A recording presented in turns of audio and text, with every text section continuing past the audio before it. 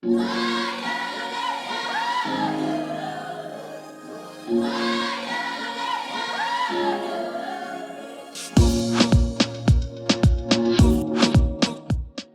the Cold War finished, this area was closed with the eastern front border. Then there was so many military bases that was actually abandoned in the early 90s. And some of these centers was transformed in reception centers for asylum seekers and refugees. What to say? I can say a lot about the bad conditions of people in these reception centers. But it's not this the situation to talk about that. I think that the worst things is this desactivation.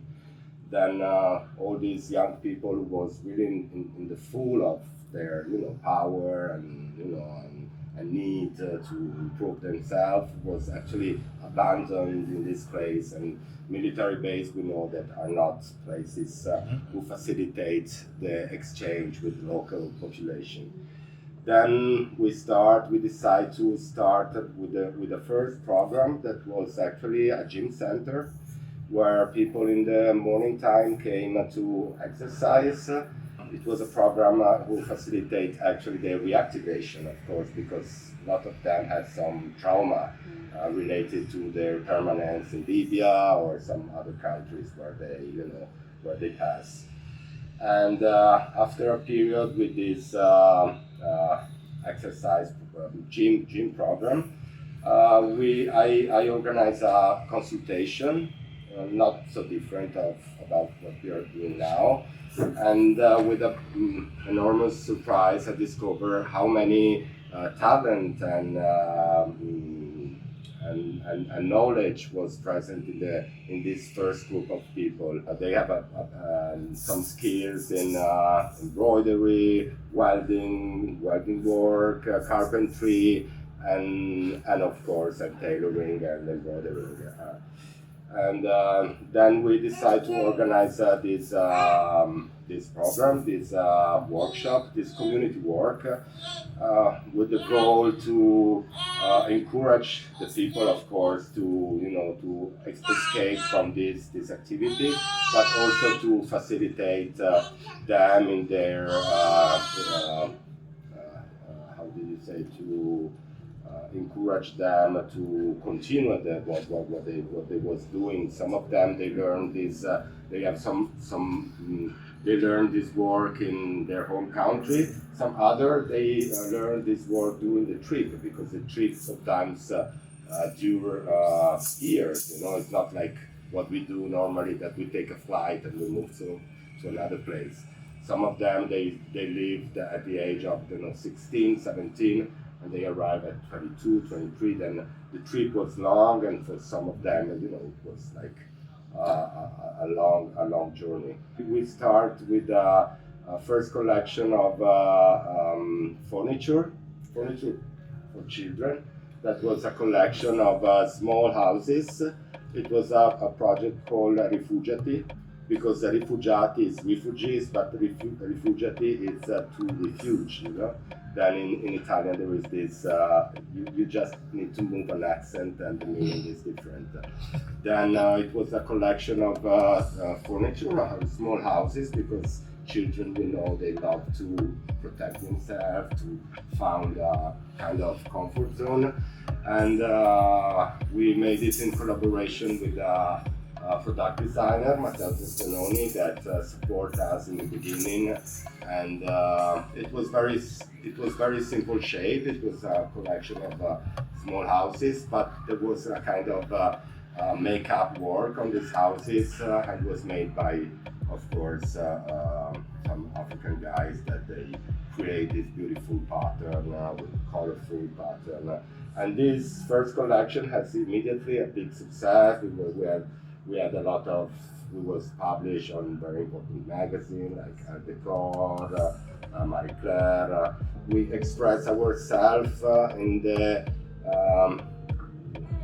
there is a kind of relation. If there in this period there was a lot of people who used to do carpentry, then we decide to work on carpentry, and then after arrive a lot of people who love tailoring, and then we start tailoring. We immediately found support of the local community.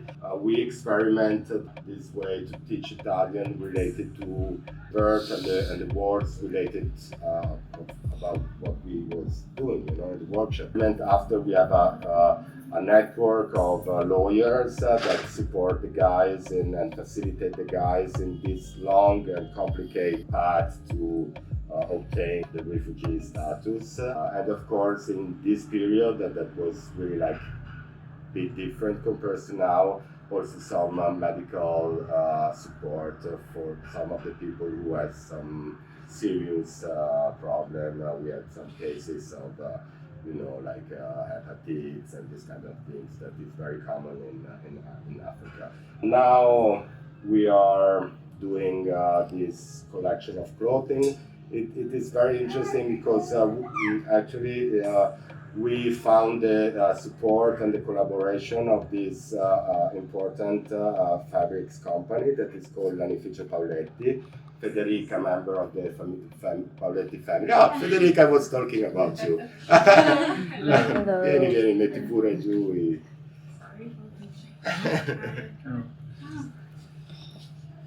I was talking about you.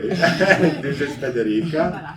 She's a member of the Paoletti family. That is a family who produce these really high quality fabrics, especially wool fabrics, since 1795. That is the 11 or 12 member of the generation.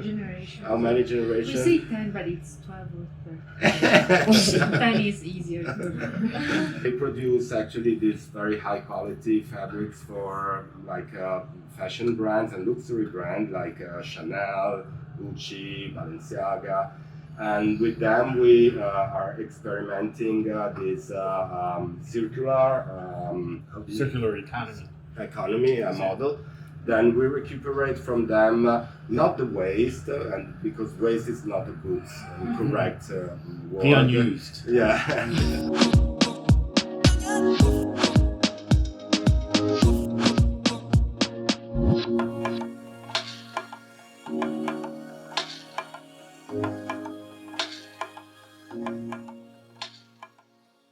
Of course, it's very important to have a very clear supply chain, that we know exactly every single piece where it's from.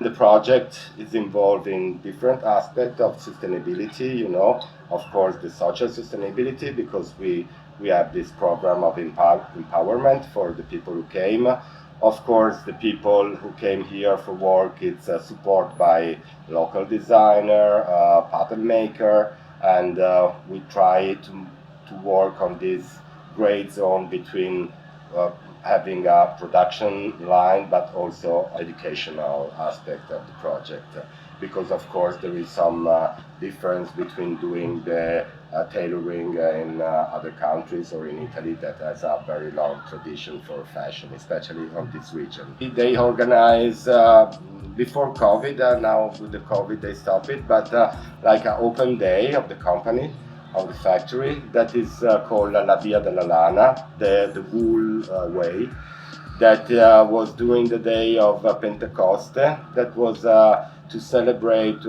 something that has a very ancient origins.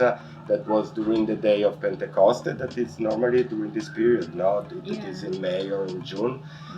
During Pentecoste period, the shepherd comes down to the mountain to cut the hair of the sheep, and then they move to the Alpeggi, then during the pre-Alps and the Alps. And during this period, they organized an open day that was an incredible, interesting experience, because you can discover, of course, all the process. They have a full process. Then there's not many companies who still have the full cycle process. what does it mean, the full cycle process? That they have from the raw material, they transform to filo, to string or yarn, and then they create the motifs and everything. That the full cycle, I think there is only few companies who still do the full cycle, or maybe almost the only one still Yes. do. In Italy. In Italy. The wool making was started with the monks, but also the techniques, the British kind of fabrics feeling was brought because there were many merchants from the Netherlands, from Belgium, from Great Britain, who would come there and look for wool and do business, and they imported their techniques and their knowledge, and that's why that area is different, makes different type of fabrics than Prato area, specialized in They do an amazing tweed. Yeah. Tweed that is actually tweed, Scotland technique. yeah, not Irish tweed, Follina Follina tweed. Yeah, the kind of Follinese version of that. And it's I learned this last year when it was really especially hot, even for Follina standards. It's cooler than here. There are a few degrees difference. And there was a draft. There was no water, and I got to know that what caused the wool mill to survive was actually a drought in the 19th century. The river was dry. That was really something strange. Maybe not for 1 year, but more, longer period. And my great grandfather, he decided to use steam instead of he thought, let's find a different way, and that's how he survived. All the others stopped working, not abruptly, but maybe less and less, and this is actually something that happened last year too. So, and it was an element of an environmental element that created working problems for the others, because they relied on water, of course. And the name Follina comes from the Latin name of these sort of huge wooden hammers that beat the wool to Follare, yes. So the name of the place is really strongly related to that tradition. They have a very big sensibility for the environment. Then they have all the certificate, of course, in their fabrics that they obtain. All the how did you call the certification for respect of well, of one environment? is now it has become basically obligatory if you want to work with some brands, yes, which is good. But we got another one specifically that was not necessary, but which is about how the animals in the supply areas or companies where we get the wool from are treated. I was wondering, like, you've been operating for so many years, and how much the techniques changed, or do you use a lot of new technologies, or is like, did you stick with all traditional ways of doing things? We are kind of, we're not very technological. I think the newest looms we have, are from the 90s, from last century basically, and we still have some looms from the 1930s. And we keep them because they can do things with a punch card and not computerized. With the punch card technique, they can do things that the computerized one cannot. So we keep them. One of the biggest problem in the fashion industry, it's also the color, and they decide not to make the color inside of the company, and they make the colors on another company that they have all the filters and the system. They are also certified.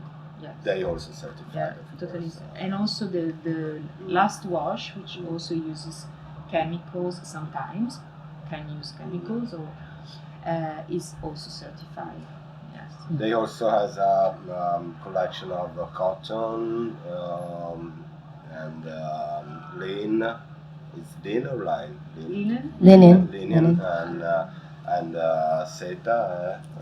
Silk. They are well known for the wool, but they also produce a very interesting fabrics with other material. And we started Mm-hmm. about sustainability. We started 2 years ago making textiles with recycled plastic, example, or using, I don't know how they make them, but using a sustainable paillette, for example, in some luxury textiles. And there was this study about colors, natural dyeing, that it's especially in the spring summer collection. Unfortunately, with COVID, we had to stop that experiment, but we hope to start them again soon. And we would like, since we have lots of space that is not used, we would love to have like a plant, actually growing plants to use for dyeing the textiles. Yes. I would love to say something about the workshop. Okay, this is Trésor. That he just arrived. Actually, he arrived like 4 months ago with his wife and the sleepy baby. They are originally from the Democratic Republic of Congo. That is a country, unfortunately, where the situation is absolutely unsafe. And he was living in Tunisia for a while. He started working on tailoring. Quel âge tu avais quand tu as commencé à faire les couturiers? 7 ans. 7 ans. At 7 years old, he started tailoring, and then in Tunisia, he was working for a company that produced who was working the prototypation for Zara company. Then it's probably one of the most structured tailor that arrive in the workshop. And of course, we love that our garment, in a way, they are able to tell this story of exchange, of dialogue. That is the fabrics, of course, with Paoletti and the African fabrics, but it is also like we try to use a very democratic path in the studio. That the workshops is always a place where we love to exchange the skills, the knowledge, the sensibility, to experiment, of course, and having a kind of a horizontal way to manage and to work together. Every piece is a unique, actually, it's a single piece.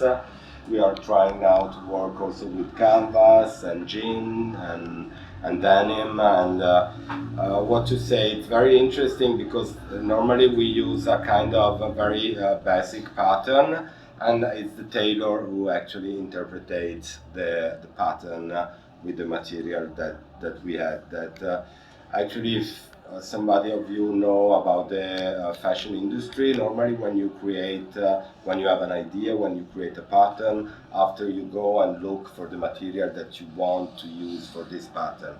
We do like a cooker, if you want, that go to the market and say, today there is some fresh tomato, we can do this. And this is actually the attitude that we use here, because we have this material and we say, there is this material, we love this material, and then we use it to create something special, maybe related to the material.